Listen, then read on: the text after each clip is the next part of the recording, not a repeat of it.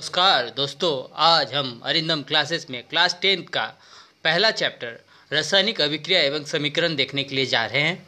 और इसमें सबसे पहले हम लोग रासायनिक समीकरण के बारे में जानकारी हासिल करेंगे। तो अगर मैं ऐसा कहूँ कि हाइड्रोजन और क्लोरीन मिलकर हाइड्रोक्लोरिक एसिड यानी HCl बनाता है, तो ये एक रासायनिक अभिक्रिया होगी।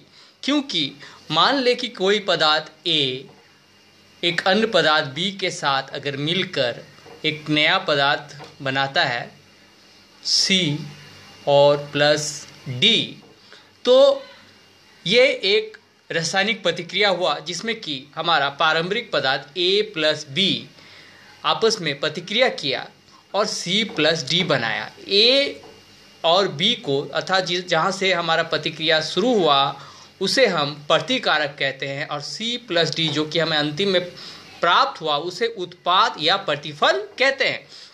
तो इस प्रकार से ये एक रासायनिक अभिक्रिया हो गई। एक अन्य उदाहरण में हम लोग हाइड्रोजन और ऑक्सीजन अगर आपस में प्रतिक्रिया किए और हमारा जल का निर्माण किए तो ये एक रासायनिक प्रतिक्रिया हो गया। परंतु इसी रासायनिक प्रतिक्रिया को अगर हम संकेत के द्वारा दर्शा दें, जैसे कि यहाँ हमने संकेत के द्वारा अगर हम लोग इसी को दर्शा देते हैं कि हाइड्रोजन और ऑक्सीजन आपस में मिलकर हमारा H2O का निर्माण करते हैं। ठीक है, H2O का निर्माण करते हैं। हम थोड़ा इसको बैलेंस करके लिखा रहे हैं और आगे आपको बैलेंस समीकरण के बारे में हम समझाएंगे।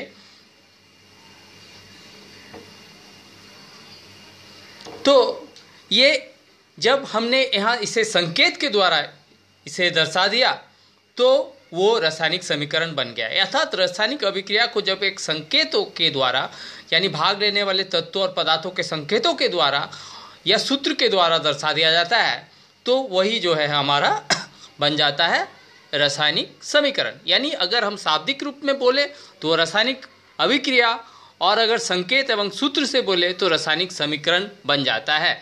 जैसे कि यहाँ हमारा हाइड्रोजन और क्लोरीन मिलके HCl बना, तो यहाँ हमने संकेत के सहायता से जब इसे दर्शा दिया तो ये एक रासायनिक समीकरण बन गया। इस प्रकार हम रासायनिक समीकरण को परिभाषित कर सकते हैं कि किसी रासायनिक अभिक्रिया में भाग लेने वाले पदार्थों को जब संकेत एवं सूत्रों के द्वारा दर्शाते हैं तो इसे रासायनिक समीकरण कहते हैं। अब रासायनिक समीकरण मुख्यतः दो तरह का होता है। पहला है संतुलित रासायनिक समीकरण। जैसे कि यहाँ संतुलित रासायनिक समीकरण हमने लिखा है, तो यहाँ संतुलित रासायनिक समीकरण क्या है? तो वैसा रासायनिक समीकरण जिसमें भाग लेने वाले पदार्थों के परमाणुओं की संख्या प्रतिकारक एवं प्रतिफल में बराबर होता है। जैसे कि यहाँ हमारा प्रतिकारक में हम लोग देख सकते हैं कि हाइड्रोजन और क्लोरीन जो है हमारा भाग ले रहा है और प्रतिफल में हमको हाइड्रोक्लोरिक एसिड मिल रहा है। अब हमने इसे बैलेंस कर दिया, सॉरी ये असंतुलित वाला में हम लोग आगे हैं, ये संतुलित समीकरण है। तो हम लोग यहाँ पर देख रहे हैं कि हाइड्रोजन और क्लोरीन आपस में मिलकर हाइड्रोक्लोरिक एसिड बना।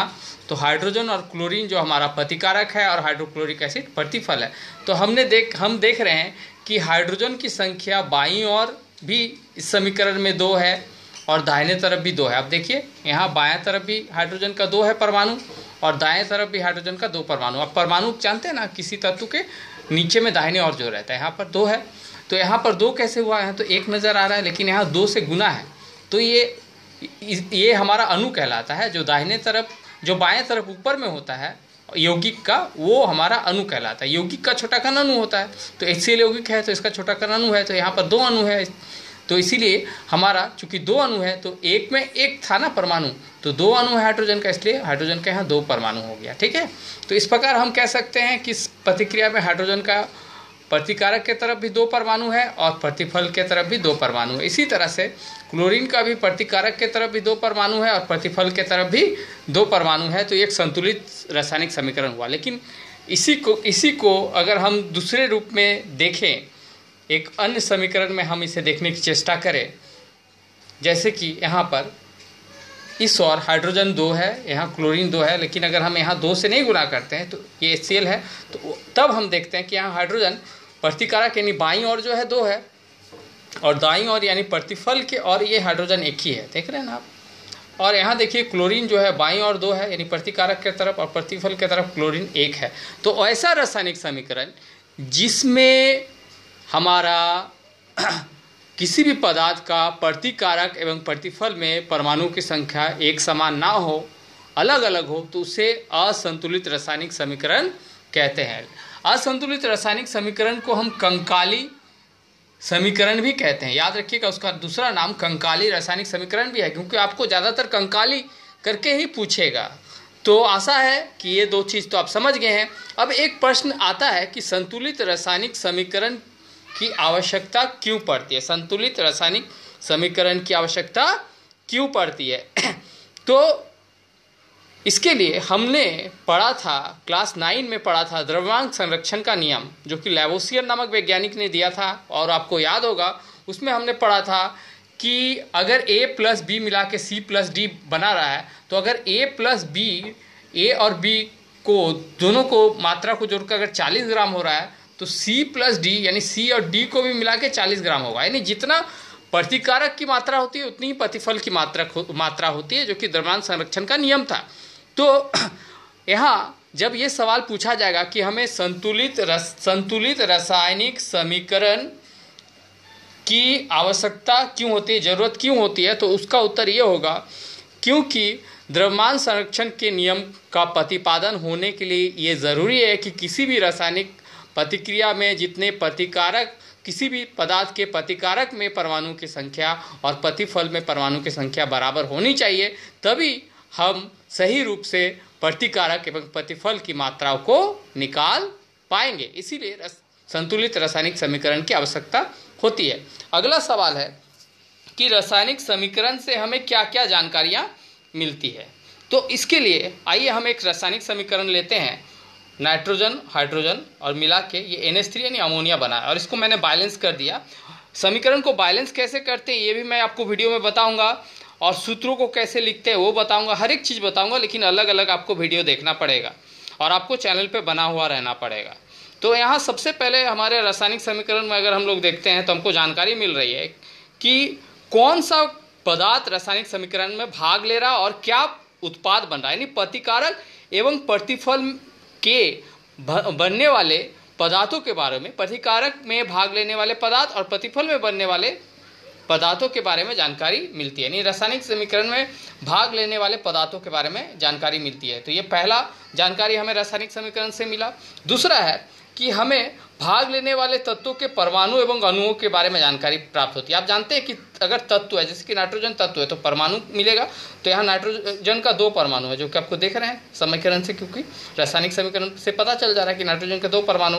यहाँ हाइड्रोजन का 6 परमाणु हुआ। 6 कैसे हुआ, क्योंकि देखिए 3 अणु है और यहाँ 2 परमाणु है, तो 3 गुने 2 6 हो जाएगा। और यहाँ अमोनिया में हम लोग परमाणु नहीं लिखेंगे, अणु लिखेंगे, क्योंकि ये यौगिक है। तो यौगिक का छोटा कण अणु होता है, तो 2 अणु भाग लिया। तो इस प्रकार दूसरी बात जो हमको रासायनिक समीकरण से प्राप्त पता चला वो ये चला कि किसी भी रासायनिक समीकरण में भाग लेने वाले तत्वों एवं यौगिकों के परमाणु एवं अणुओं के बारे में जानकारी प्राप्त हुई। 2 हो गया। तीसरा, हमें इनके मोलों के बारे में पता चलता। तो मोल देखिए, जितना यहाँ ये लिखा हुआ जो इसका अणु होता है, ये इसी को आयतन भी हम बोल सकते हैं, इसको मोल भी बोल सकते हैं। तो इसमें देखिए नाइट्रोजन N2 का 1 मोल है, हाइड्रोजन का हमारा 3 मोल है और अमोनिया का 2 मोल है। तो ये पता चल गया।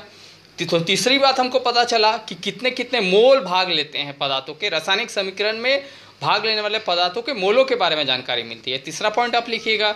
चौथा पॉइंट में आप लिख सकते हैं कि पदार्थों की मात्रा के बारे में हमें पता चलता है। जैसे देखो, नाइट्रोजन का भार 14 होता है, लेकिन N2 है तो 2 से गुना हो जाएगा, तो 28 ग्राम नाइट्रोजन बना। इस तरह हाइड्रोजन का जो है हमारा जो आपका भार होता है, ठीक है, तो आपका 1 परमाणु का 1 होता है, यहाँ 6 है तो 6 हो जाएगा हमारा, क्योंकि देख लो 6 परमाणु है। और इसी तरह से NH3 का हमारा 34 होगा। NH3 का 34 कैसे होगा, वो थोड़ा सा आपको हम दिखा देते हैं। जैसे नाइट्रोजन का 14 हुआ और हाइड्रोजन का 3 गुने 1 यानी 3 गुने 1 लिखिएगा तो 14 जोड़ 3 यानी 17 होगा। तो एक अणु में 17 है लेकिन यहाँ 2 अणु है तो इसलिए 34 है, 34 है, आप देख रहे हैं। तो इस प्रकार से हम कह सकते हैं चौथी जानकारी जो हमको रासायनिक समीकरण से प्राप्त हो रहा है वो ये हो रहा है कि कोई भी रासायनिक समीकरण हमें ये बतला देता है कि भाग लेने वाले जो पदार्थ है उनकी मात्राएं रासायनिक समीकरण में कितनी कितनी होगी। इसके अलावा हम लोग पिछले बार मोल 9th में मोल संकल्पना पढ़े थे कि एक मोल में 24.4 लीटर होता है, 22.4 लीटर होता है एक मोल में।